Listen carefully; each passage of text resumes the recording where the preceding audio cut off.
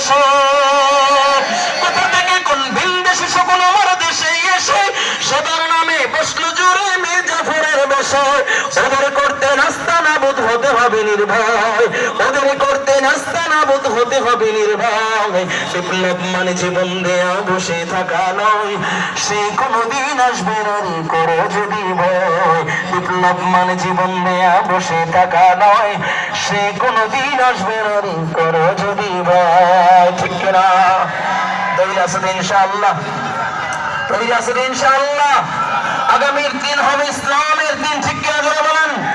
আগামীর বাংলা হবে কোরআনের বাংলা, ঠিক কিনা জোরে বলেন? আর কোন তন্ত্র মন্ত্র ক্ষমতা দেখতে চাই না, আর কোন ক্ষমতা দেখতে চাই না, ঠিক কিনা? আল্লাহ কবুল করেন, বলেন আমিন। আরো জোরে বলেন আমিন। ও যুবক, ইসলামের পক্ষে যখন থাকবা তখন আল্লাহর তরফ থেকে পরীক্ষা আসবেন। এই পরীক্ষা দেওয়ার জন্য রাজি আছেন ইনশাআল্লাহ? আল্লাহ পাক রব্বুল আলামিন বলেন, ওয়ালানাবলুওয়ান্নাকুম বিশাইইম মিনাল খাউফ ওয়ালানাবলুওয়ান্নাকুম বিশাইইম মিনাল খাউফি ওয়াল জু'i ওয়া নাকসিম মিনাল আমওয়ালি ওয়াল আনফুসি ওয়াথ থামারাত ওয়া বাশশিরিস সাবিরিন।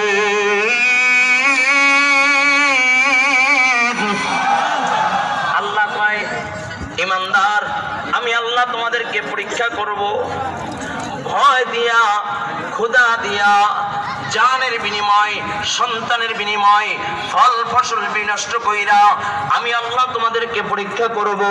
আল্লাহ তাআলা বলেন, হাবিব শুনাইয়া দেন, যারা পরীক্ষার ভিতরে সবর করবে, আল্লাহ তাআলা বলেন, বন্ধু আপনি শোনায়া দেন, তাদের জন্য খুশির সংবাদ। ও কলিজার যুবক, দ্বীনের উপরে চলতে গিয়ে পরীক্ষা আসবে। প্রশ্ন হইতে পারে, হুজুর আমরা বড় দুর্বল, আমাদেরকে কেন আল্লাহ পরীক্ষা করবেন? ও যুবক, আল্লাহ তাআলা শুধু তোমাকে পরীক্ষা করবেন তা নয়, তোমাদের পূর্ববর্তী যারা চলে গিয়েছেন আল্লাহ তাদেরকেও পরীক্ষা করেছেন। যত আম্বিয়ায়ে কেরাম দুনিয়া থেকে বিদায় নিয়েছেন সকল আম্বিয়ায়ে কেরামদেরকে আল্লাহ পরীক্ষা করেছেন। আদম সফিউল্লাহ পরীক্ষা দিয়েছেন, বলে পরীক্ষার বিনিময়ে কান্না করতে করতে চোখের নিচে গাও করে ফেলছে। 300-350 বছর কান্না করেছেন। কান্না করতে করতে পরীক্ষায় যেদিন উত্তীর্ণ হয় আরাফার ময়দানে, পরীক্ষায় উত্তীর্ণ হয় আরাফার ময়দানে আসমানের দিকে তাকাইয়া ডাক দিয়া বলে, রব্বানা যালামনা আনফুসানা ওয়া ইল্লাম তাগফির লানা ওয়া তারহামনা লানাকুনান্না মিনাল খাসিরিন। শুধু তাই না, আদম সফিউল্লাহ পরীক্ষা দিয়েছে তা নয়, হযরতে নূহ আলাইহিস সালাতু ওয়াস সালাম 900-950 বছর পরীক্ষা দিয়েছেন। কত আঘাত, কত রক্ত ঝরেছেন, কত গালি শুনেছেন। দেখতে না পাইরা ডাক দিয়া বলে, আলা নূহুর রাব্বি লা তাযার আলাল আরদি মিনাল কাফিরিনা দাইয়ারা। আয় আল্লাহ, একটা কাফির মুশরিকের গর্ভে ছেড়ো না, ওদেরকে ধ্বংস কইরা দাও। আল্লাহ পাক রব্বুল আলামিন দোয়া কবুল কইরা প্লাবন দিয়ে তমাম পৃথিবীকে ধ্বংস করে দিয়েছেন। 80-82 জন মাত্র জীবিত ছিল, তাদেরকে দিয়ে আল্লাহ পুনরায় আবার পৃথিবীকে আল্লাহ তাআলা সাজাইলেন। ও কলিজার যুবক, ইব্রাহিম আলাইহিস সালাতু ওয়াস সালাম পরীক্ষা দিয়েছেন, পরীক্ষা দিয়ে আগুনের ভিতরে ঝাঁপ দিয়েছেন। এমন পরীক্ষা, কয় জিবরাইল হাজির হয়ে গেল, ডাক দিয়া কয়, ও ইব্রাহিম অনুমতি দিলে তাহলে তোমাকে এখান থেকে উঠাইয়া নমরুদকে আগুনের ভিতরে জ্বালাইয়া দিব। ইব্রাহিম খলিলুল্লাহ কয়, কে পাঠাইছে? বলে আল্লাহ। কয় যে আল্লাহ পাঠাইছে, সে আল্লাহকে আমাকে দেখে না? কয় অবশ্যই অবশ্যই দেখে। ইব্রাহিম খলিলুল্লাহ ডাক দিয়ে বলে, রে জিবরাইল, তোমার সাহায্য দরকার নাই, আমার আল্লাহ আমার জন্য যথেষ্ট। আল্লাহ তাআলা বলে, কুলনা ইয়া নার কুনি বারদাও ওয়া সালামান আলা ইব্রাহিম। চিল্লাকান আল্লাহু আকবার। ও কলিজার যুবক, 40 দিন ইব্রাহিম আলাইহিস সালাতু ওয়াস সালাম আগুনের ভিতরে থাইকা খলিলুল্লাহ উপদে নিয়ে বের হইলেন। শুধু ইব্রাহিম আলাইহিস সালাতু ওয়াস সালামের পরীক্ষা হয়েছে তা নয়, ইয়াকুব আলাইহিস সালাতু ওয়াস সালাম পরীক্ষা দিতে দিতে চোখের চোখ অন্ধ হয়ে গেছে, 40 বছর পর্যন্ত চোখে দেখে নাই। হযরত ইউসুফ আলাইহিস সালাতু ওয়াস সালাম পরীক্ষা তো ছোটবেলা থেকেই শুরু হয়ে গেছে। আল্লাহর পয়গম্বর ইউসুফ, তুমি মনে করছো আমি বুড়ো হয়ে গেছি, আল্লাহর তরফ থেকে পরীক্ষা হয়ে আসছে এই জন্য ঘাবড়ায় গেল? না না, তাকাইয়া দেখো পয়গম্বর ইউসুফ আলাইহিস সালাতু ওয়াস সালাম জলিল কদর পয়গম্বর আল্লাহর নবী ইউসুফ আলাইহিস সালাতু ওয়াস সালাম বাবার বড় আদরের সন্তান, কয় দেখতে সবচেয়ে সুন্দর, কয় কেমন সুন্দর? আল্লাহ তাআলা ইউসুফকে तमाम পৃথিবীর যত সৌন্দর্য আছে আল্লাহ পাক রব্বুল আলামিন তার অর্ধেক সৌন্দর্য ইউসুফকে দিয়েছে। বলেন সুবহানাল্লাহ। এত সুন্দর করে আল্লাহ বানাইলেন 10টা বছর বাবার চোখের আড়াল হয় না। বাবা নামাজ পড়লে ইউসুফকে সাথে নিয়ে নামাজে দাঁড়ায়, ঘুমাইলে ইউসুফকে বুকের উপরে ঘুম পড়ায়। 10টা বছর ইউসুফ আলাইহিস সালাতু ওয়াস সালাম বাবার সাথেই থাকতে লাগলেন। 10 বছর পর ইউসুফ আলাইহিস সালাতু ওয়াস সালামের উপরে পরীক্ষা শুরু হয়ে গেল। বড় ভাই 10 জন তারা কৌশল কইরা বাবার কাছ থেকে আলাদা কইরা কূপের ভিতরে ফালাইয়া দিয়েছে। লম্বা ঘটনা বলতে চাই না, তীরের গালটা লাগায়া দাও। আল্লাহর পয়গম্বর ইউসুফ আলাইহিস সালাতু ওয়াস সালাম 40 দিন পর্যন্ত কূপের ভিতরে ছিলেন। একবার আসমানের দিকে তাকাইয়া অভিযোগ দেয় না, মালিক আমাকে কূপের ভিতরে ফালাইলা, একটা বার অভিযোগ দেয় নাই। 40 দিন কূপের ভিতরে ছিলেন। কূপ থেকে যখন উঠানো হলো, লম্বা ঘটনা, আবার মিশরের বাজারে গোলাম আকারে বিক্রি হয়ে গেল। মিশর কোরাই কইরা রাজদরবারে নিয়ে যায়। জুলাইখার ছত্রছায়ায় থাকতে লাগে। আল্লাহর পয়গম্বর ইউসুফ আলাইহিস সালাতু ওয়াস সালাম গোলাম পরিচয় বড় হইতেছে, অথচ হযরত ইয়াকুব আলাইহিস সালাতু ওয়াস সালামের সন্তান। ও কলিজার যুবক, ভালো করে বুঝো, একে একে যখন বড় হইতে লাগলেন, ইউসুফ আলাইহিস সালাতু ওয়াস সালাম যখন বড় হইলেন, জুলাইখা আন্দার মহলে ইউসুফকে নিয়ে হাজির হয়ে যায়। এক নয়, 7টা দরজা তালা মাইরা, বাহির থেকে তালা মাইরা দিয়েছেন। আন্দার মহলে নিয়ে ইউসুফকে এখন প্রস্তাব দেয়, ইউসুফ আমার মনের কামনা বাসনা পূরণ করে নাও। ইউসুফ আলাইহিস সালাতু ওয়াস সালাম ডাক দেয়া বলে, জুলাইখা तमाम দুনিয়ার মানুষের চোখের আড়াল হইতে পারো জুলাইখা, আমার মালিকের চোখের আড়াল হইতে পারো না। ও জুলাইখা, আমি আমার মালিককে ভয় করি। এই বলে একটা তাওকুল করিয়া যখন দৌড় দিয়েছে, আল্লাহ 7টা দরজা খুলিয়া দিয়েছে। বলুন সুবহানাল্লাহ। ও কলিজার যুবক, ভালো করে বুঝো, গেট দরজাগুলো যখন খুলে যায়, গেটের সামনে আজিজ মিসর বলে মিশরের বাদশার সাথে দেখা। জুলাইখা কেঁদে কেঁদে ডাক দিয়া বলে, প্রাণের স্বামী আমার, যদি গোলাম কোন মনিবের বিবির সাথে যদি অপকর্ম করতে চায়, তার কি বিচার হতে পারে? যেই মাত্র জুলাইখা মিথ্যা তহমত লাগায় দিয়েছে, আল্লাহর পয়গম্বর ইউসুফ আলাইহিস সালাতু ওয়াস সালাম এতদিন অভিযোগ দেয় নাই, আল্লাহ তাআলার কাছে কোনো অভিযোগ প্রকাশ করে নাই। এখন আসমানের দিকে তাকাইয়া চোখের পানি ছেড়ে দিলেন, আর ডাক দিয়া বলে, মালিক আয় আল্লাহ, ছোটবেলায় কূপের ভিতরে ফালাইলা, বাবার চোখের আড়াল করলা, অভিযোগ দেই নাই। কূপের ভিতরে 40 দিন ছিলাম, অভিযোগ দেই নাই। আয় আল্লাহ, কূপ থেকে উঠাইয়া গোলাম বানাইয়া বিক্রি করে দিলা, অভিযোগ দেই নাই। আয় আল্লাহ, গোলাম আকারে বড় হইতে লাগলাম, গোলামিয়াতের পরিচয় নিয়ে বড় হইতে লাগলাম। আয় আল্লাহ, আন্দার মহলে জুলাইখা কুপ্রস্তাব দিয়েছে, আমি তোমার উপরে তাওকুল করে দৌড় দিয়েছি, তখন অভিযোগ দেই নাই। কিন্তু আল্লাহ, কলঙ্কের দাগ লেগে গেছে গা। আয় আল্লাহ, এখন কলঙ্কের দাগ যদি লেগে যায়, কেমনে মুখ দেখাইব? আল্লাহ, তুমি ছাড়া আমার আপনজন বলতে কেউ নাই, তুমি ছাড়া আমার সাহায্যকারী কেউ নাই। আল্লাহ পাক রব্বুল আলামিন ডাক দিয়া বলে, পয়গম্বর টেনশন নাই, দুনিয়ার কোন বুড়ারা তোর পক্ষে কথা বলবে না, দুনিয়ার কোন মানুষ তোর পক্ষে আওয়াজ তুলবে না। এই জন্য আমি আল্লাহ তোর জন্য সাক্ষী রেখা দিলাম। মায়ের কোলে দোলনার শিশু, দুধের বাচ্চাকে আমি তোর পক্ষে সাক্ষ্য রেখা দিলাম।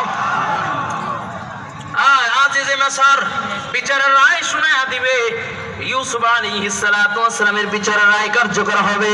এমন সময় দুধের বাচ্চার জবান খুইলা যায়, ডাক দিয়া বলে, আজিজে মিসর, সাবধান, রায় শুনাইবার আগে দেখো, ইউসুফের জামা সামনের দিক দিয়া ছেঁড়া না পিছনের দিক দিয়া ছেঁড়া? সামনের দিক দিয়া ছেঁড়া হইলে ইউসুফ দোষী, পিছনের দিক থেকে ছেঁড়া হইলে জুলাইখা দোষী। তাহলে ইউসুফকে ধরার জন্য জুলাইখা থাবা দিয়েছে। রায় হয়ে গেল, দেখে ইউসুফ আলাইহিস সালাতু ওয়াস সালাম নিরপরাধ, কিন্তু বাদশার একটা পাওয়ার থাকে, ওই পাওয়ারের দায় দিয়ে পাওয়ার নিয়ে ইউসুফকে 12 বছরের কারাদণ্ড দিয়ে দেয়।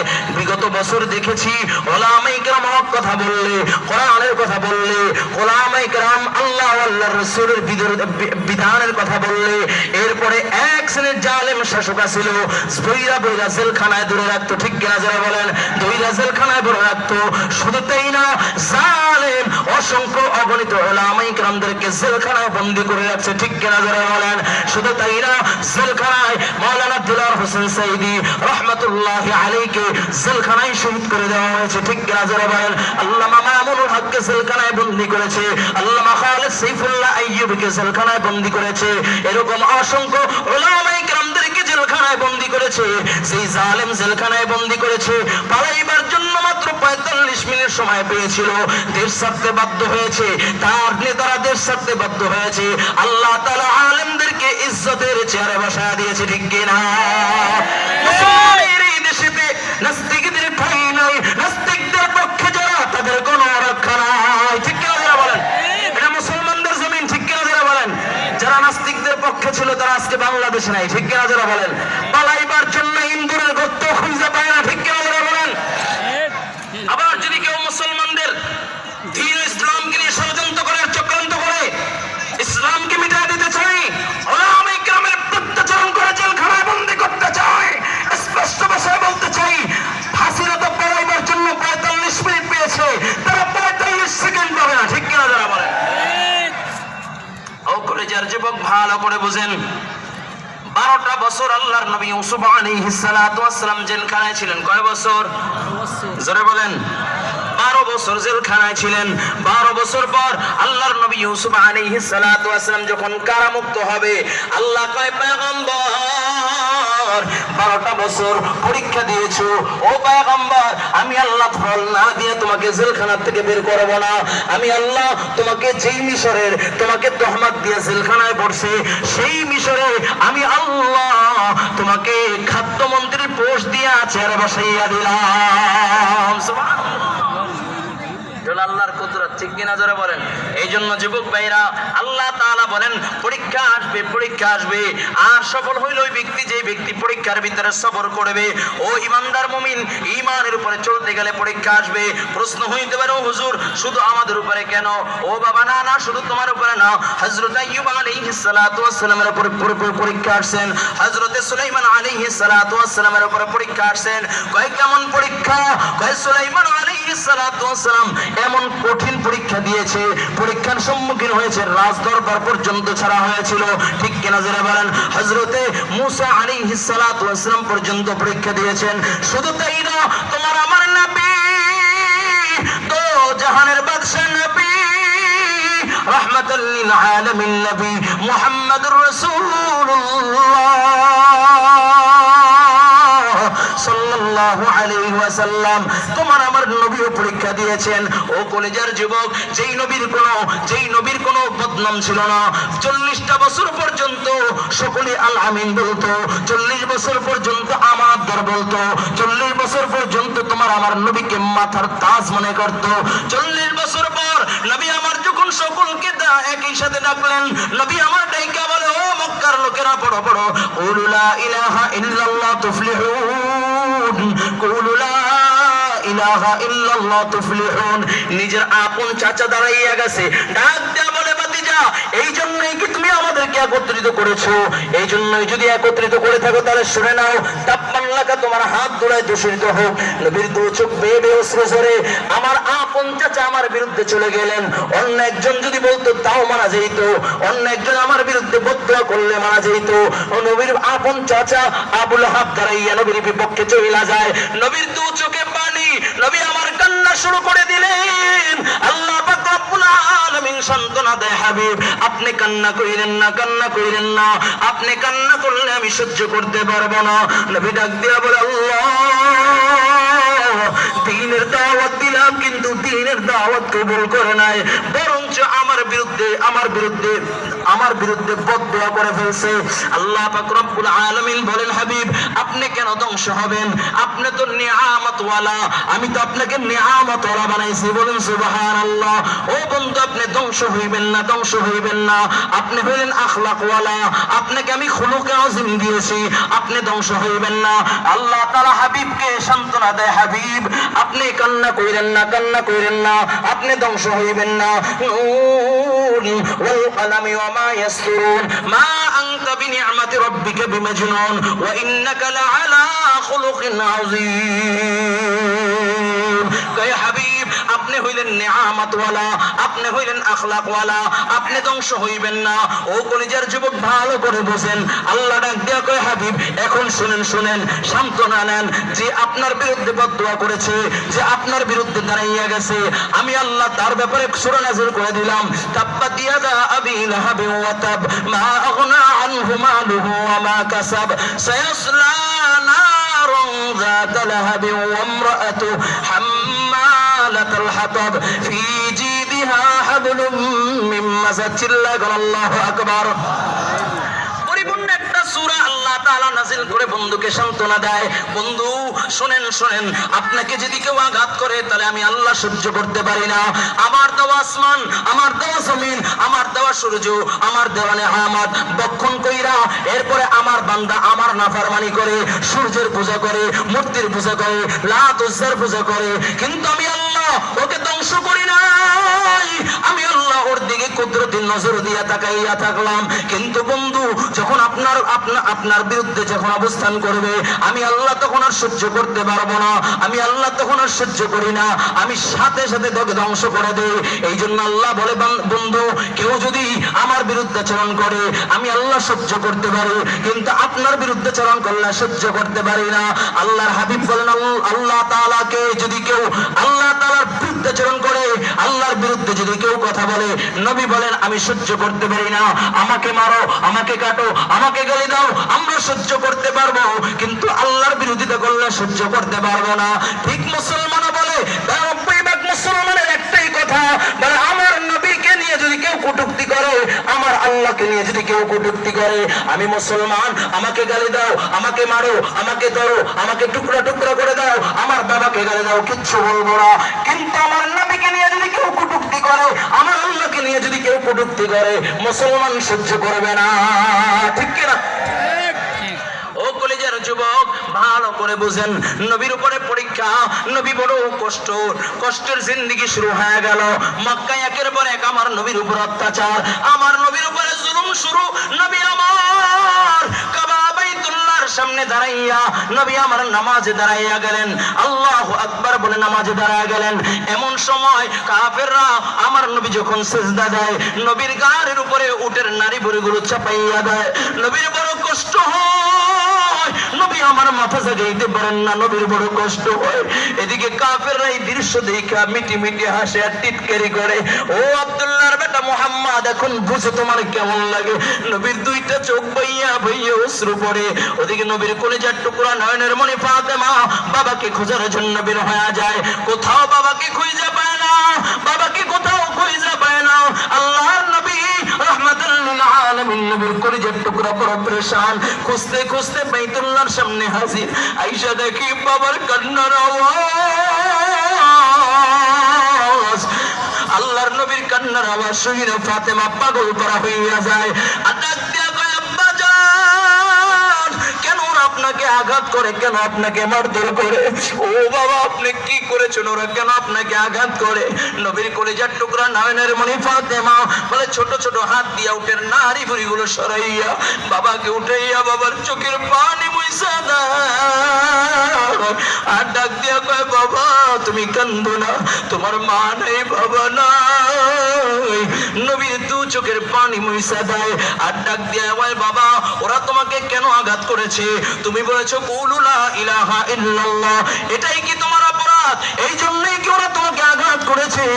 নবী আমার ডাক দিয়ে কয়, মা হ্যাঁ হ্যাঁ ওরা এই জন্যই আমাকে আঘাত করেছে। ফাতেমার সাথে সাথে দুইটা হাত আসমানে উঠাইয়া ডাক দিয়া বলে, আল্লাহ যারা আমার বাবাকে আঘাত করেছে ওদেরকে ধ্বংস করে দাও। নবী আমার ফাতেমার দুইটা হাত নামাইয়া কোলের ভিতরে নিয়া বুকের ভিতরে নিয়া এখন ডাক দিয়া কয় মা ওরা যদি ধ্বংস হয়ে যায় আমি কার কাছে কালিমার আওয়াজ পৌঁছাইব? কে পড়বে লা ইলাহা ইল্লাল্লাহ? ও মা বদদুয়া কইরো না, তুমি ধ্বংস হওয়ার দোয়া করলা, আমি তোমার বাবা যদি আমিন বইলা ফেলাই আল্লাহ তাআলা ওদেরকে ধ্বংস করে দিবে। মা বদদুয়া কইরো না। নবী এখন হাত উঠাইয়া ফেলছে কাবা চত্বরে, আল্লাহ ওরা বুঝে নাই, ও আল্লাহ ওদেরকে তুমি ধ্বংস করে দিও না। আবার উম্মতরা যদি ধ্বংস হয়ে যায় আমি কার কাছে কালিমার দাওয়াত নিয়ে পৌঁছাইব? আল্লাহ কওমে লূতের মতো ধ্বংস করে দিও না, কওমে আদের মতো ধ্বংস করে দিও না, কওমে নূহের মতো ধ্বংস করে দিও না। আল্লাহ ওরা বুঝে নাই। ও কলেজের যুবক, তোমার আমার নবীর উপরে পরীক্ষা শুরু। নবী মক্কার ভিতরে টিকতে পারলেন না, মনে করছিলেন তায়েফে আমি বড় হইলাম, তায়েফের মানুষরা বড় আমাকে মহাব্বত করে, তায়েফের মানুষরা বড় আমাকে ভালোবাসেন। নবী বড় আশা নিয়ে তায়েফের ময়দানে হাজির। তায়েফের লিডারদেরকে ডাক দিয়া নবী কালিমার দাওয়াত দিলেন। নবীকে দেখা তারা ব্যঙ্গ করতেছেন, কয় মুহাম্মদ আর কাউকে আল্লাহ খুঁজে পানে, তোমাকে অনুমতি দিয়েছে। নবী বড় কষ্ট পাইলেন, নবীর দু চোখ বাইয়া অশ্রু ঝরে। শুধু ব্যঙ্গ কইরাই ক্ষান্ত না, ছোট ছোট বাচ্চাদেরকে লীলায়া দেয়, কইটা পাগলকে পাথর নিক্ষেপ করো। বলে গুলটির ভিতরে 3 কোণ একটা পাথর লাগাইয়া এরপর টাইনা যখন আমার নবীর দিকে মারে, নবীর শরীর লাইগা রক্তগুলো ছিটকানি মেয়েরা বের হয়ে যায়। আমার নবীর শরীরের রক্তগুলো টপ টপ করে জমিনের ভিতরে পড়ে। নবী আমার বড় কষ্ট হয়, আর পিছনে দৌড়ায় আর কয় পাগল বলে আমার নবীকে গালি দেয়। আমার নবী 3 বার ওই তায়েফের ময়দানে অজ্ঞান অবস্থায় পড়ে যায়। নবীর সফর সঙ্গী ছিল হযরতে যায়েদ ডাক দিয়ে আমার দুনিয়ার মানুষ, আমি তাকাইয়া দেখলাম রাহমাতাল লিল আলামিন নবী মাথার পাগড়িটা খুইলা রক্তগুলোকে মুইসা পাগড়ির সাথে পেঁচায়া নিচ্ছে। আমি ডাক দিয়া বললাম নবী পাগড়িতে কেন আপনি রক্তগুলো মুছে নিচ্ছেন? নবী ডাক দেয়া বলে, ও সাহেব, 1 ফোঁটা রক্ত যদি জমিনে পড়ে আল্লাহ তাআলা হয়তো জমিনকে ধ্বংস করে দিতে পারে, এই জন্য নবী পাগড়িতে পুছিয়া নাই। নবী আমার ডাক দিয়ে কয়, যায়েদ একটু পানি দাও। যায়েদ পাগল পারা হইয়া যায়, তায়েফের প্রত্যেকটা ঘরে দৌড়ায় আর কয় একটু পানি দাও। নবীর বড় কষ্ট হয়, নবীর পানির পিপাসায় বড় কষ্ট হয়। তায়েফের লোকেরা ডাক দিয়ে কয়, যায়েদ শুনাইয়া দাও, আব্দুল্লাহর বেটা মুহাম্মদকে 1 ঢোক পানি দেওয়া হবে না।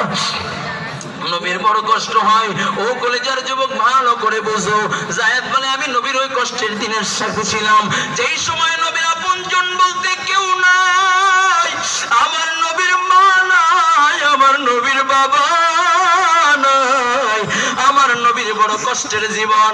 কয় নবী বড় কষ্ট করে চলতেছিলেন, নবীকে আঘাতের পরে আঘাত করত, নবীকে জুলুমের পরে জুলুম করত। শুধু তাই না, নবী আমার আবু জহেলের ঘরের সামনে দাঁড়াইয়া গেলেন, ডাক দেয়া বলে, চাচা আপনি পড়ে দেন লা ইলাহা ইল্লাল্লাহ। ও চাচা আপনি পড়ে দেন লা ইলাহা ইল্লাল্লাহ। নবী যখন দাওয়াত দিলেন, আবু জাহেল ঘর থেকে বের হইয়া আমার নবীকে এত জোরে একটা চোর লাগাইয়া দেয়, নবীর চেহারা মোবারকে 5টা আঙ্গুলের দাগ পড়ে যায়। নবী আমার কান্দে আর ডাক দিয়ে বলে, চাচা আজকে যদি আমার বাবা থাকতো আপনি আমাকে আঘাত করতে পারতেন না, আজকে যদি আমার মা থাকতো আপনি আমাকে আঘাত করতে পারতেন না। ও কলেজের যুবক, আমার নবী বড় এতিম, আমার নবীর মা নাই, আমার নবীর বাবা নাই। এই ময়দানে অনেক আল্লাহর বান্দা আছো, আজকে যারা এই ময়দানে বসছো অনেক আল্লাহর বান্দার মা নাই, বাবা নাই, বড় এতিম। কে আছো আমার নবীর মতো এতিম, মা নাই, বাবা নাই? 2টা হাত একটু আমার মালিককে দেখাইয়া দাও, 2টা হাত একটু আমার মালিককে দেখাইয়া দাও। আজকের সভাপতি আমার শ্রদ্ধা ভাজন মুরব্বী, অত্র অঞ্চলের বড় ইখলাসওয়ালা মুরব্বী, তার মা নাই, বাবা নাই, চোখটা ভিজে গেছে, ফুপাইয়া কান্দে। এই যে পাশে আমার ভাই, মা নাই, আছে? মা আছে, বাবা নাই। ও কলিজার যুবক, এই ময়দানে তাকাইয়া দেখো কত আল্লাহর বান্দার মা নাই, বাবা নাই। ও যুবক, আমার নবীর মা নাই, বাবা নাই। মা বলিয়া ডাক দিতে পারতো না, বাবা বলিয়া ডাক দিতে পারতো না। কেমনে বুঝাইলে বুঝবেন বাবা? অল্প সময়ের ভিতরে আলোচনা শেষ করে দিবেন ইনশাআল্লাহ। খতিবুল উম্মাহ মাওলানা হাফিজুর রহমান সিদ্দিক কুয়াকাটা হাফিজাহুল্লাহ আসবেন, আলোচনা করবেন, দোয়া করবেন।